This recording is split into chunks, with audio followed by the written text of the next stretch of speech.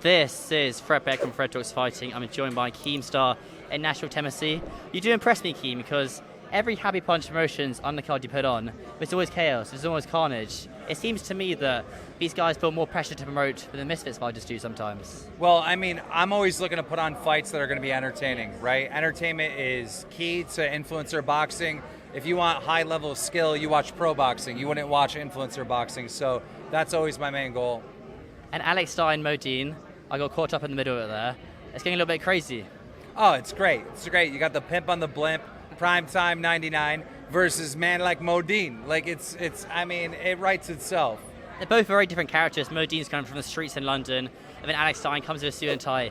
But I have to say, I was quite impressed by Alex Stein's rapping. Do you remember? On Twitter today, where they were going back and forth. Alex Stein says a bar, Modine says a bar. Both of them can go back and forth, and Alex Stein especially can talk a lot of trash. They both claim to be freestyle rappers. They both freestyle rap. They both run up to people with cell phones on the street and harass them. I mean, the parallels here are insane. It's just one's American and one is from London. It is the UK version versus the American version, so it works very, very well. That fight is 4 rounds, 3 minutes?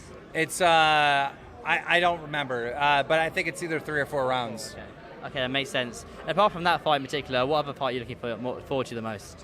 Well, we have the tag team with Dean. We're going to find out who his partner is at the press conference. That's going to be huge.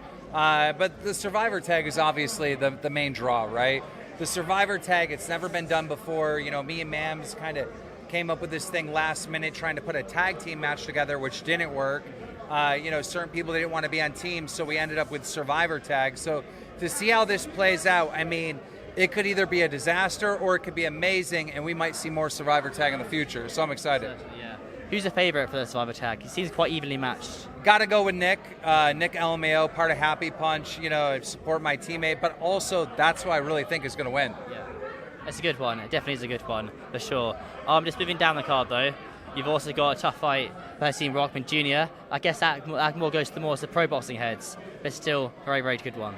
Yeah, there's going to be a little switch up on that, but I'm excited for that fight. Also, I mean, Anthony Taylor versus Paul Bamba. I mean, if you're not excited for that, then you haven't been paying attention. Certainly. That's definitely a very good one. They quite beef quite a lot on Twitter Spaces, so I'm sure we'll definitely heat up during fight week. But a question for you is, why did you decide to announce Dean's tag team partner in the press conference tomorrow? Why not just do it on fight night to add even more hype? You do it on fight night. It's really exciting. It's awesome. But I feel like if we announce it at the press conference, it's going to create more hype to watch the event. It's going to go into the event. So he's quite a big star, this guy. Yes, very. Everyone will know him. It's no chances of Waleed, is it? Everyone will know him. Look, I leaked it on a Twitter space. You know, I might as well say it here. It's the big show, WWE. Yeah. If that did happen, congratulations. I'll come over and shake your hand. About wow, Keemstar, congratulations. That's taking it viral. Can you imagine little Dean the Great and the Big Show teaming up? That would be amazing. And it's happening, people. That's the one. That's it. I remember talking to you on the phone earlier in this week, and you were saying that you need these viral moments during fight week. We just had one there with the fight. What other viral moments do you think will be created during this week that will add towards the main event and the fight on Saturday? I think Modine and Alex Stein are just going to keep creating moments. I mean, I cannot wait to see those two at the press conference. Also, we're going to have that moment to find out who Dean's partner is. That is going to be huge. You know, Anthony Taylor always comes to these press conferences. Great showmanship. He's going to have a whole stunt. There's a lot to look forward to. I'm going to be honest. There's a lot. And Ryan Johnson, like, this guy is psycho energy. Like, I'm excited because I haven't seen much of Ryan Johnson, and the little I have seen promoting this fight, he brings a whole new element to the game. So it's going to be fun. And then can we expect an announcement after the fight on Saturday in the post-fight press conference? Can we expect an announcement for 009? No. Really? No, there won't be. Okay. Any reason why? It's not ready yet. Okay. It's not. There might be. Hey, you never know. Things change real fast. If the main event's done, then you can add it on and I'll announce the undercard later. So how long do you think their next announcement will be for the next fight card? Look, I can announce it right now. I mean, and the whole world already knows. KSI Tommy Fury is up next. But everyone's saying October time, so there'll be no event in August. August is a prime month. Surely Misfits will want to do like a 1-year anniversary spectacle. It is possible to do that, but I think what we're learning through this process is the more time you put into building a card, the better result. So because we're so fast-paced right now building these cards and they're coming out, like you had 6, 7, and 8 relatively close to each other, and I feel like it kind of hurt the finished product with building the card. Even though I think this card is great, it could have been better. So I think we might give ourselves a little bit more time to build that Tommy Fury card. Do you feel like Misfits might be oversaturating it a little bit?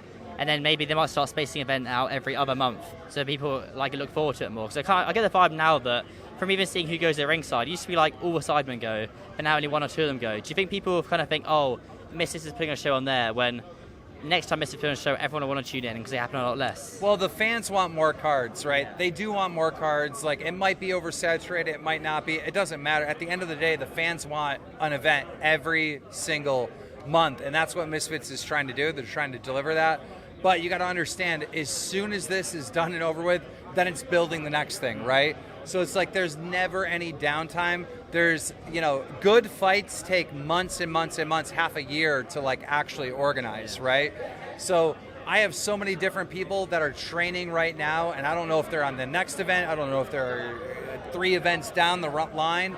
But there's so much stuff that's happening on a daily basis to prepare for months down the road, And the more time you get, the better event you're going to make.